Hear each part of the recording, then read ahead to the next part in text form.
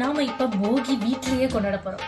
துபாயில் போகி எல்லாரும் கொண்டாடுறாங்களான்னு கொஞ்சம் ஜன்னலை திறந்து எட்டி பார்த்தா இல்லையே.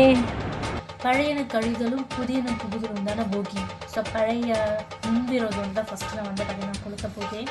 இப்போயே எல்லாருமே மறந்துடுங்க. இது பழைய சண்டைகளாக தான் மறந்துடுங்க.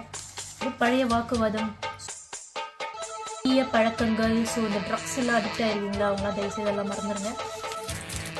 பெண்ணிய பிற்போக்குத்தனமான பேச்சுக்கள், எண்ணங்கள் எல்லாத்தையுமே அழிச்சிருங்க.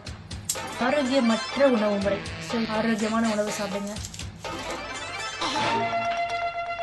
என்னது இது? ஃப்ரிட்ஜில் வைத்த பழைய சாதமா? ஃப்ரிட்ஜில் வச்சு பழைய சாதத்தை போட்டேன். அதாவது பழைய சாதங்கள், குழம்புகள் அதெல்லாம் வச்சு சாப்பிடக்கூடாது. நல்ல எண்ணெய்.